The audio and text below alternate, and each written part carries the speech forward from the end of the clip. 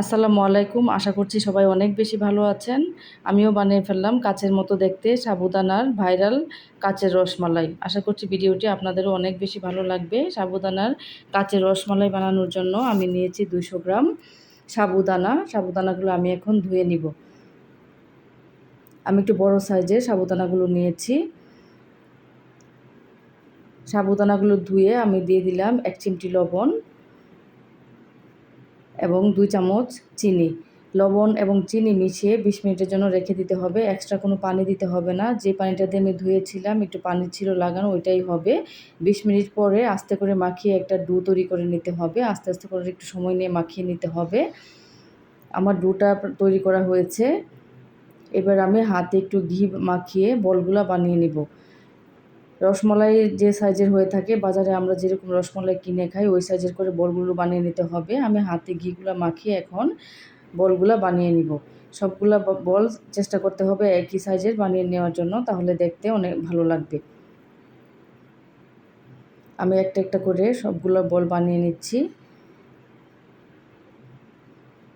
আমার বলগুলা বানানো হয়েছে, দেখতে অনেক সুন্দর হয়েছিল বলগুলো, আলহামদুলিল্লাহ। এবার আমি পাতিলে দুধ বসিয়ে দিলাম। এখানে আমি 1 লিটার দুধ নিয়েছি। 200 গ্রাম সাবুদানা রসমালাই বানানোর জন্য আমি 1 লিটার খাঁটি গরুর দুধ নিয়েছি। দুধটা জাল হতে হতে আমি দিয়ে দিলাম এখানে 3টা এলাচ। এলাচটা দিয়েছি ফ্লেভারের জন্য। আপনাদের কাছে এলাচের গুঁড়া থাকলে গুঁড়াও দেওয়া যাবে। দুধটা ফুটতে ফুটতে এখানে আমি বাদামগুলো কেটে নিচ্ছি ডেকোরেশনের জন্য। আমি এখানে পেস্তা বাদাম নিয়েছি, যে কোনো বাদাম দেওয়া যাবে। আমার কাছে পেস্তা বাদামটা ছিল, এই জন্য আমি পেস্তা বাদামটাই কেটে নিয়েছি। আমার দুধটা প্রায় ফুটে উঠেছে। এবার দিয়ে দিচ্ছি পরিমাণ মতো চিনি। চিনিটা যার যার পছন্দ মতো দিতে হবে। বেশি মিষ্টি খেতে চাইলে একটু বেশি চিনি দিতে হবে।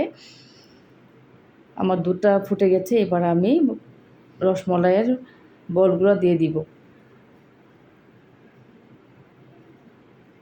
আমি আস্তে করে বলগুলো দিয়ে দিয়েছি।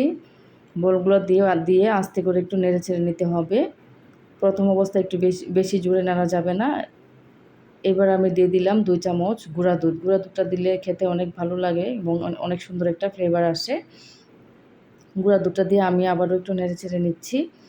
আমার বলগুলো অনেকটা ফুলে উঠেছে। এবার আমি দিয়ে দিলাম 1 চামচ গোলাপ জল। গোলাপ জলটা থাকলে দিতে পারেন, না থাকলে না দিলেও হবে, সমস্যা নাই। আমার রসমালাইগুলো হয়ে গেছে আলহামদুলিল্লাহ, একদম ফুলে উঠেছে, দেখতে অনেক সুন্দর হয়েছিল।